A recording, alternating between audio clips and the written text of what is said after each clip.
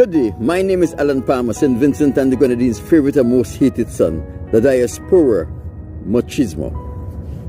The criminal law operates on a premise. It is better for 10 guilty men to go free than for one innocent man to be convicted. In criminal law, the prosecution have an obligation to the court to present evidence that will not cause a reasonable person to doubt whether or not the person who is on trial committed the offense they are charged with. This is to ensure that when a court brings a person guilty on any criminal charge, there must be evidence that is sufficient to satisfy this burden and to ensure that there is no chance that this guilty person could have been innocent of the crime they were charged with. And each time a judge or presiding magistrates make an error in judgment, they have an obligation to justice to call both parties into their courtroom or into their office and clarify that they make an error in judgment and they ought to rectify that error. 2 weeks ago, I brought to you this issue of the Keithron Mills situation.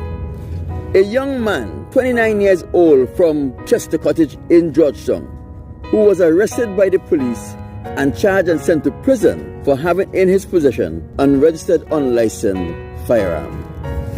It is interesting that after Magistrate Brown would have heard the evidence presented in this case, that is, the evidence from the police, from the prosecuting section, and the evidence from Keithron Mills and his brother from the defense section, Magistrate Brown was satisfied that the prosecution has proven the burden they are obligated to prove. But did they prove beyond a reasonable doubt that Keithron Mills was actually in Dixon Village at the time of the incident? Did they prove that Keithron Mills actually discharged a firearm?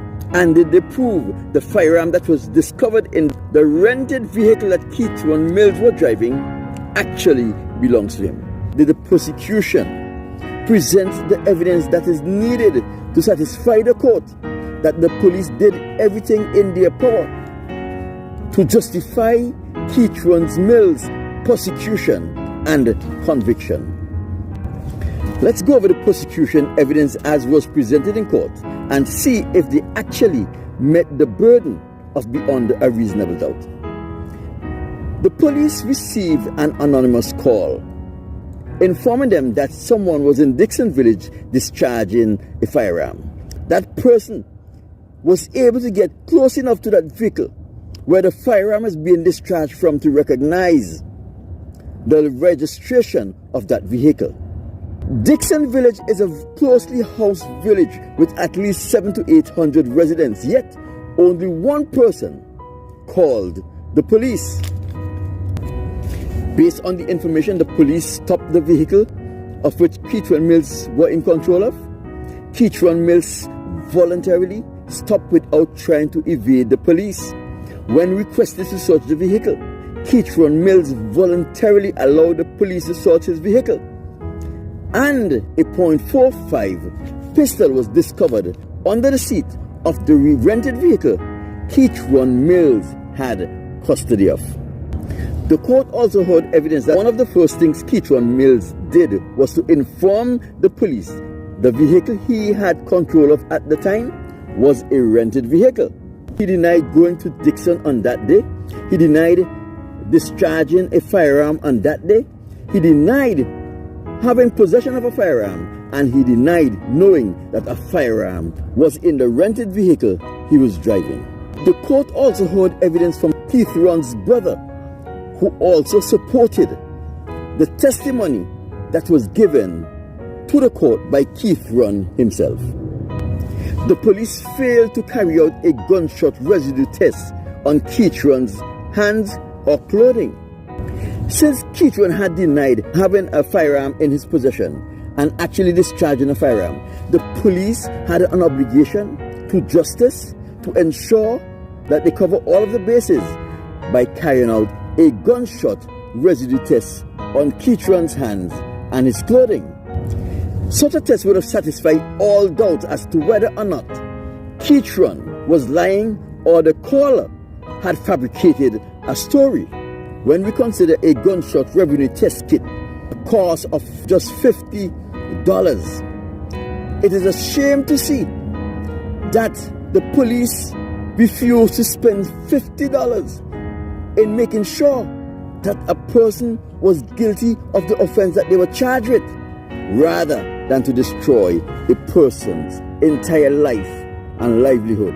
Another thing, the police had that weapon, that .45 pistol, in their possession for over a month and a half.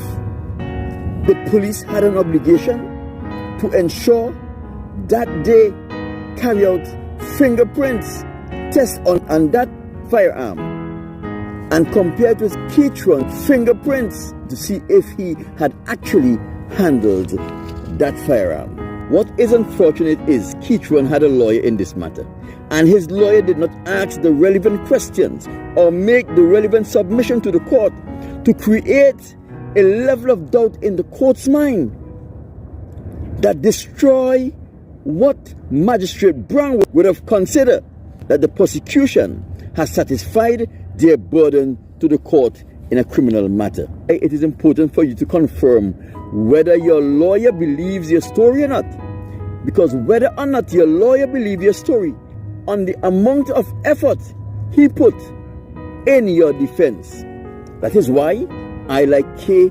Bacchus Brown, because K, once you tell K a story, it is not for K to determine whether you are lying or not. K take you on the premise that what you have told her is the truth, and it is that story that would see K turn out to be pit bull in defense of your innocence. Although Keithron's lawyer have proven to be incompetent, because a trial in a magistrate court is a trial without a jury, the onus is on the magistrate to examine the evidence and to come to the conclusion whether or not, in her mind, did the prosecution meet the burden of beyond a reasonable doubt. It is not that she is doing the defense work, but she has to be satisfied in her own mind that the prosecution meet the burden beyond a reasonable doubt. Each time a judge or presiding magistrates make an error in judgment, they have an obligation to justice to call both parties into their courtroom or into their office and clarify that they make an error in judgment and they ought to rectify that error. This is one of the cases where the justice system and all who were involved in this trial had failed Keithron Mills and had failed the community. I don't think we, as citizens of St. Vincent and the Grenadines, should just sit back and speak about this matter and share videos that were done with this matter. I think we ought to get involved and try to ensure that Keithron Mills is freed and he is reinstalled in his position. We can only do that if we come together. If you have any interest in helping Keithron, please get in touch with me. My name is Alan Palmer, St. Vincent and the Grenadines' favorite and most hated son, the diaspora machismo, trying to get some justice for one of our youths.